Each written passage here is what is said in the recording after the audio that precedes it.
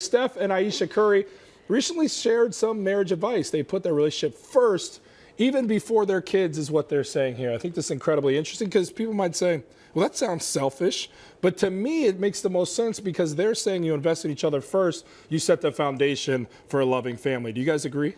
Yeah, so as a child, I never thought about my parents putting each other before me. I was just like, we're the children, like we're what's important, right? Maybe they just made us feel that way.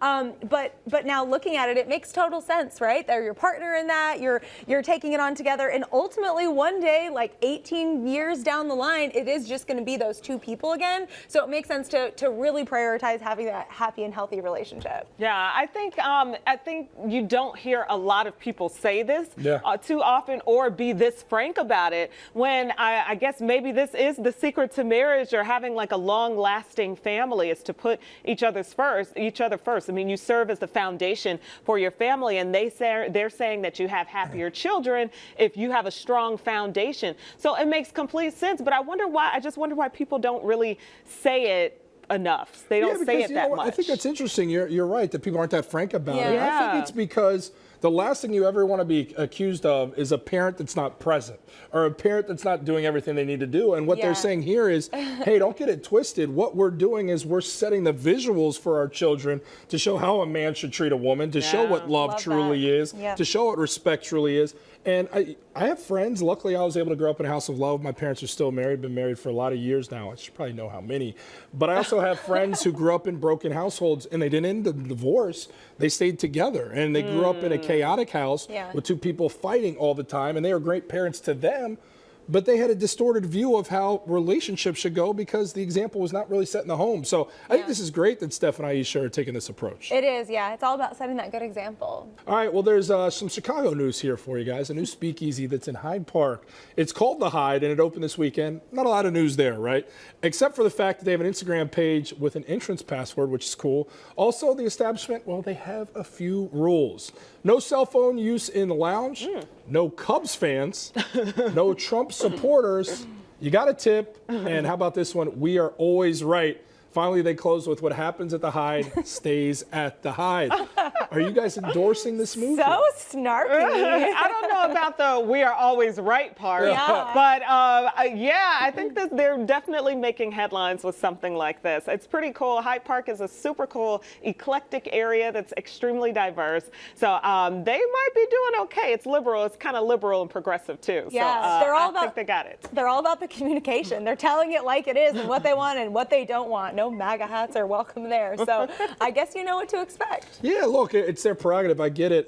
It's divisive to me. And look, I happen to be on the side that I'd probably prefer to be at a bar with some of that stuff, except for I think, you know, as a black man, I feel like there's been bars in the city where I feel like they're targeting to keep me out of them, as well as other black people by saying, you know, the dress code and certain things that clearly black people wear more so than white people are banned. It's like, just so you don't want black people in your bars to kind of feel there. Now, I don't think this bar by any means is going as far as saying they don't want white people at all. I don't think that's what the statement is here. But I do think it's somewhat divisive by saying we don't want Cubs fans, we don't want Trump supporters. You're disallowing a certain type of person into your bar, and that always makes me feel uncomfortable. But again, it's their prerogative. I just think of the world we're in right now, we don't need either side saying, you're not allowed here, you're not allowed here. In the world we're in right now, I'd like to see inclusivity everywhere. Jordan, let's be honest, Cubs fans don't come that far south anyway. You might be right on that one. Cubs fans don't go past Roosevelt. Let's be real, you guys. That's probably true. And look, there are like sports teams themed bars. You know what I mean? Like there's a Mizzou bar. That's here so in Chicago. true. So it's not so much the Cubs fans. No, I agree. It's not so much the Cubs fans as the Trump supporters. And I'm not a Trump supporter, but I also don't think you should say, I'm not going to associate with any Trump supporters, no matter how strongly you may feel. I happen to feel pretty strongly, but yet you feel like it adds to. I don't know if that's the message. Yeah, I mean, to your point, we should be having more conversations with people that are different than us. Sports teams are a different story, but yeah, different political beliefs, it would be good to come together. Yeah. Maybe they just don't want this to be the place for it. I think it's just a little dig, you guys. Like they're just kind of poking fun. Like they're getting pressed. You can't enforce this really. Yeah, what are you going to say? Who'd you vote for? It'd be a discrimination lawsuit. So yeah, they're just kind of making fun. All right, well, if you're looking for a healthier year experts say it's best to tackle your toxic thoughts. So here's some thoughts that you should lose in order to be happier. Take a look at this list here. I'll do it later. Self-care is selfish. Already lost. Their life is better than mine. I'll be happy when, and then this kind of thing always happens to me. So those are some of those toxic thoughts that get you in a lot of trouble. What do you guys think? I'm guilty of the I'll be happy when thing. Like, I'll be happy when I graduate from high school. I'll be happy when I graduate from college. I'll be happy when I get that first job. I'll be happy when I get that family. Like, I'm guilty of that one. And it's like, you have to be happy now, and your happiness has to depend on you, not anyone else or anything else. No job, no man, no woman, no. Your job can't depend on anything outside of you. Your happiness can't depend on anything outside of you. Yeah, absolutely. I do that too, and I also look back all the time. Like, when I'm in the present, I'm always looking to the next thing, or back. I'm like, I need to just be present right now. So you really do have to. That's hard. It's so hard to do, but I think we would all be happier if we did that. I'm a big fan of retraining negative thoughts to be positive thoughts. So one thing I learned actually from watching The Secret, it's a really cheesy, you guys know the book, there's a really cheesy like documentary on Netflix. Oh, I didn't know that. It's super cheesy, but the message is so good for it. It says in there, like, if you're really frustrated by something, instead of being like if you're in traffic, this is taking forever, or this is the worst, you tell yourself, okay, this is a little bit annoying, but we're gonna get there. Yeah, and what can I do to pass the time?